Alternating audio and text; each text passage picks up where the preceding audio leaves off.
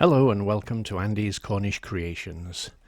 In this video I'm going to be showing you 6 safe, basic whittling cuts on a piece of basswood.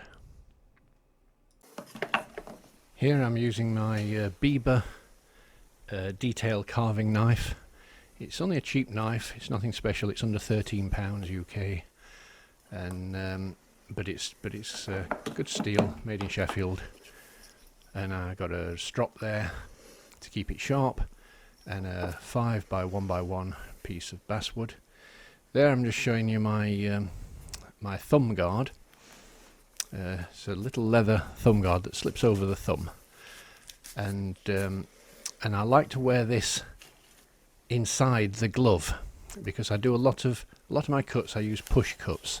And I do find that after a while, pushing the back of the blade with my thumb makes my thumb sore. So I wear that under the glove, and I can work for quite a long time without it bothering me. Right, the first cut is the push cut.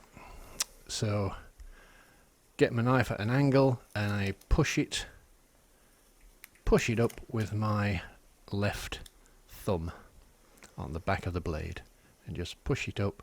It's a very controlled cut, and anything that I'm cutting up like that, I always use the push cut. I don't just get hold of the piece of wood and whip it up. This is a safe cut. The next one is a stop cut.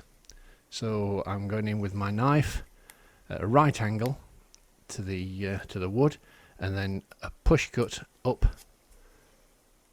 to the stop cut. So there's a stop cut and the push cut up to it to take out the wedge.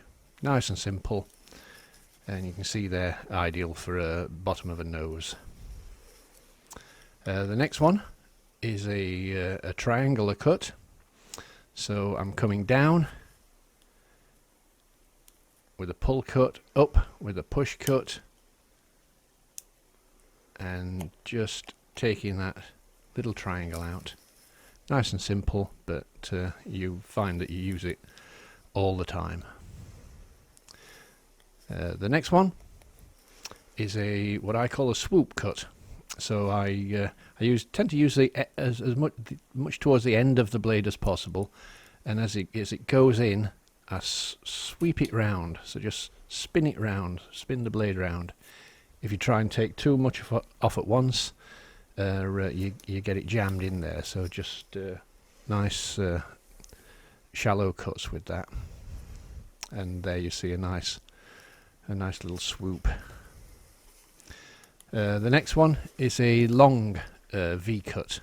So I use the blade a bit more like hold the knife a bit more like a pencil, and I go in at an angle and pull the knife down, keeping that angle the same along the line, and then come back to the other side, swap the angle over, and imagine them meeting down at the bottom, and pull that down. And if you've done it right, it should pop off, and there it is on the end of the knife, a V groove in the wood.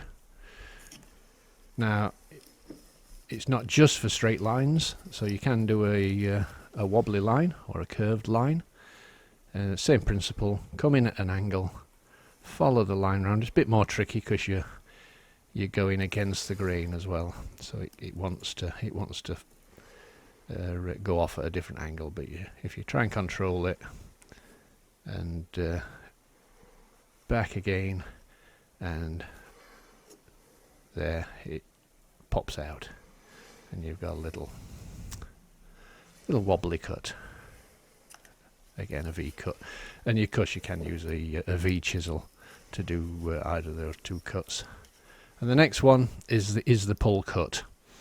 Hold it slightly different in my hand, as you see there, with all my fingers around it, and then pull it towards you.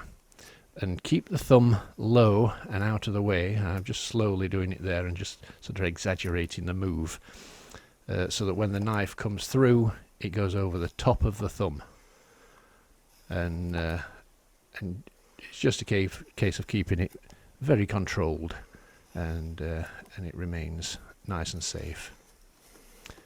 And also, just to show you a different way of doing a pull cut, you can also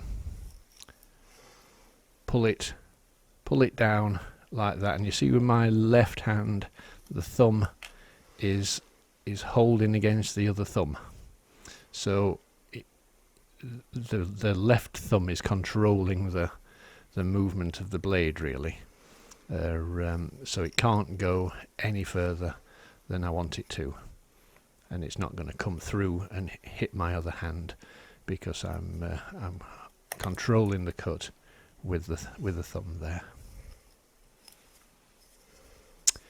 And that's it. 6 nice simple cuts.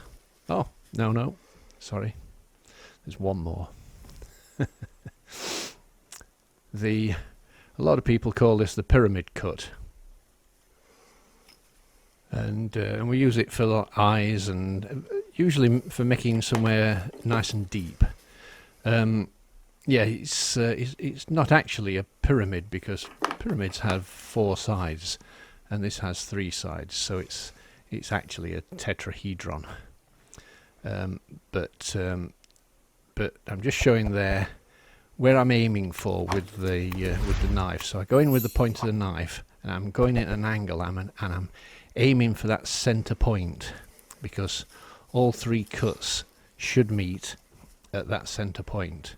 So in at an angle, aiming for that center each time. Try and do it nice and deep. Don't waggle your blade from side to side, because it'll snap the end of your blade off. And then there, you see, and hopefully that just pops straight out, and that's a little triangle cut, or a pyramid cut, whatever you like to call it. It does look a bit like a pyramid, but there you go.